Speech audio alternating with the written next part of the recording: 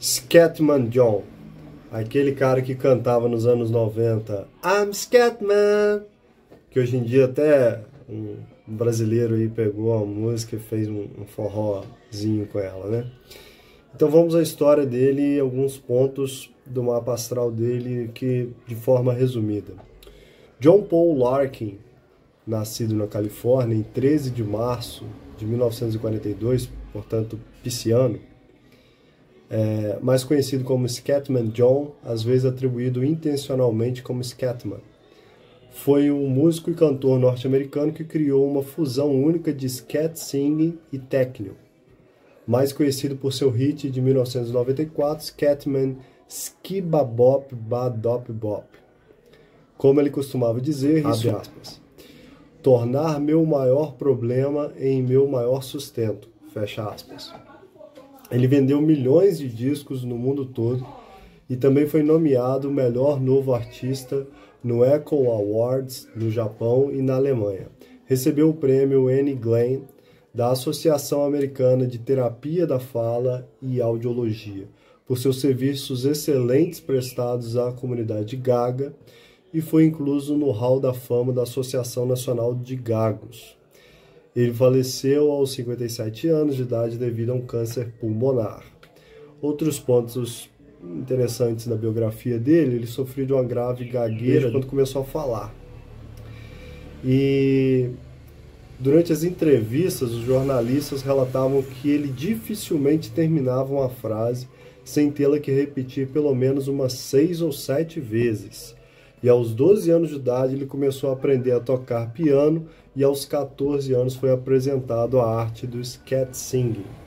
Através das gravações de Ella Fitzgerald, foi quem inventou esse jeito de cantar, né, do jazz, aquele que faz uns vocalizes com sílabas e palavras que não existem, né? E ele diz que o piano deu um meio de expressão artística que compensava suas dificuldades na fala, né? E tocar o piano ali foi um meio dele se expressar, da arte ali, e mais décadas à frente, né, ele descobriu que poderia utilizar a própria gagueira para fazer música. Beleza, essa foi a biografia. Agora vamos olhar o mapa astral dele. Scatman John, ele tinha o ascendente em Touro, em conjunção com Urano, né? O mapa dele tem várias coisas intrincadas, assim, né? Então já vou falando pedaços assim, já vou linkando um ao outro. Então, logo aí, né? Logo de cara, já aparece algo excêntrico, irreverente. Urano no ascendente, é um cara bem diferente, né? Fora dos padrões, digamos assim. Ele tem Gêmeos na casa 1 com Marte e Júpiter ali. Outro dia eu já postei sobre planetas em signos em que não combinam. O Júpiter em Gêmeos não combina. Júpiter rege Sagitário, o signo oposto. Então ele está mal posicionado em Gêmeos, né? Não está no seu melhor estado. E o Marte em Gêmeos, ele luta com a fala, ele briga com a fala, briga com a linguagem, né? E esses dois e mais o Urano e mais o Saturno estão em quadratura com o Mercúrio da comunicação, né? Então a comunicação dele ainda é em Aquário, que é algo assim fora da caixinha, né? Um mindset, uma forma de pensar, uma forma lógica bem diferentona. Às vezes, quando um professor tem um Mercúrio em Aquário, ele vai dar uma aula, aí ele abre um parênteses para falar de um assunto, um comentário paralelo, e aí ele vai esticando aquilo, conta todo uma epopeia, e aí depois ele vai e volta lá onde ele parou para retomar o trilho, e depois abre outro parênteses, e assim vai. Então dá uns desvios assim, né? O Mercúrio por si só em Aquário, ele bem, mas aqui ele está em quadratura com Marte, com Júpiter, com Urano, inclusive a quadratura com Urano e com Saturno dá dificuldades na fala. Realmente pode ter gagueira, uma quadratura de Mercúrio com Urano e com Saturno, ainda mais os dois juntos, pode dar problema na fala, né? Seja a pessoa ser fanha, seja a pessoa ser gaga, seja não ter uma boa voz, enfim, pode dar pode dar uma dislexia também ali na leitura e tal. Então não favorece a comunicação, né? Não deixa muito fluida. E aí, essa turma toda, todo esse imbróglio dessas quadraturas, pegando ele, o ascendente, né? E a casa 10, a carreira dele, então é uma coisa que atrapalharia ele no campo profissional. E aí vem os trígonos e vem os sextis que estão puxando essa galera aí para uma solução, para um escape, para uma forma positiva de resolver isso, né? Então aí a gente vê que o Marte tem um trígono com Netuno da casa 5, então uma forma dele agir, né, Marte, com as mãos, Gêmeos, né, foi através da música, né, do piano, da arte, né, ali com o Netuno na casa 5, entre Virgem e Libra, né? Libra das artes clássicas, e Virgem da técnica, né? O piano é bem técnico, eu particularmente acho bem difícil, o instrumento mãe, né, digamos assim. Então ele conseguia ali pelo piano trabalhar, né, Marte, e conseguia se expressar. Ele conseguia ali, como ele falou, falar por meio do piano. E aí esse falar já é a casa 3. E aí esse Netuno também faz ali um sextil com o Plutão da casa 3, que foi o que eu bati o olho e falei, não, tem que comentar sobre o mapa astral desse cara.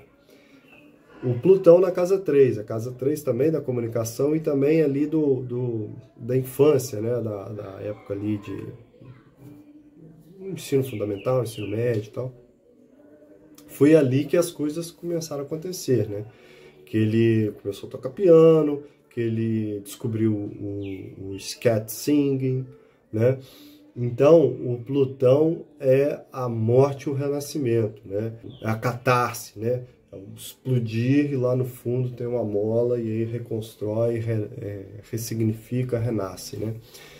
Então ele renasceu a própria comunicação, a própria forma de se expressar, de falar e tudo, com esse Plutão aí da casa 3, que ou seja, pegou algo ruim, destruído, Plutão, e reformou, reciclou, fez algo poderoso, né, que deixou ele famoso e ajudou a dar visibilidade para outros gagos e assim por diante.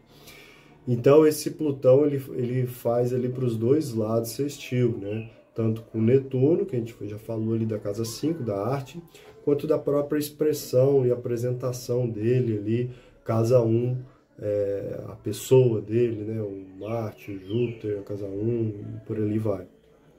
Então é algo que ajudou a ele próprio, a casa 1, ajudou a expressão e arte dele, casa 5, e isso faz uma ligação de oposição com a casa 10.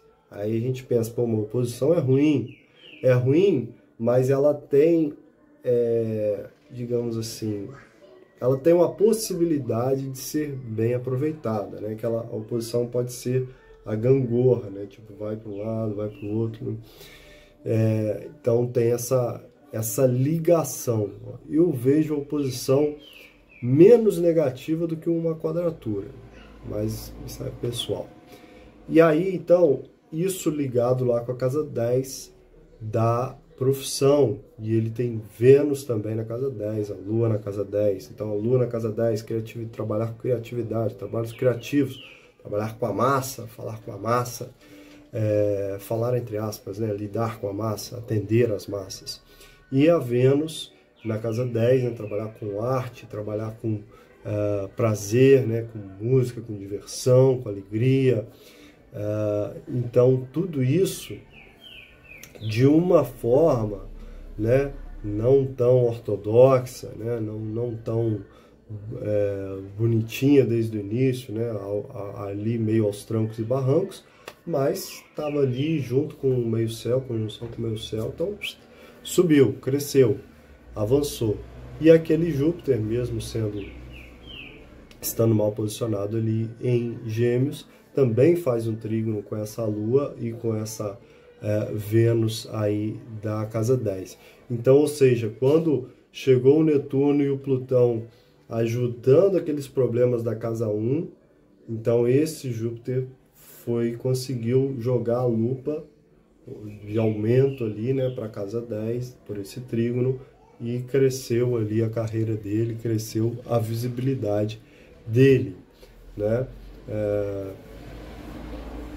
Bom, então é isso, não vou avançar mais no mapa dele, foi só para mostrar onde que estavam essas coisas todas, né? E o Plutão retrógrado também, né? Então, algo que foi voltando, corrigindo, reciclando coisas do passado, né, para melhorar ali o futuro dele. Ele ficou famoso bem tarde na vida, né, lá pelos 50 anos, esse aí morreu com 57, deve ter sido ali com 53, 54 anos que ele estourou, né, com a fama. Então, a gente vê ali o Saturno, né, no final da casa 12, e chegando ali no ascendente, né? Então uma certa identidade velha, né? A gente conhece a foto dele, famoso, um senhor já, né? Então a imagem ascendente que ficou também é de um cara, além de diferente, excêntrico, Urano, cara mais velho, né, de chapéu, claramente um tiozinho ali, Saturno, conjunção ascendente, tá bem? Então é isso aí, e até a próxima análise, né?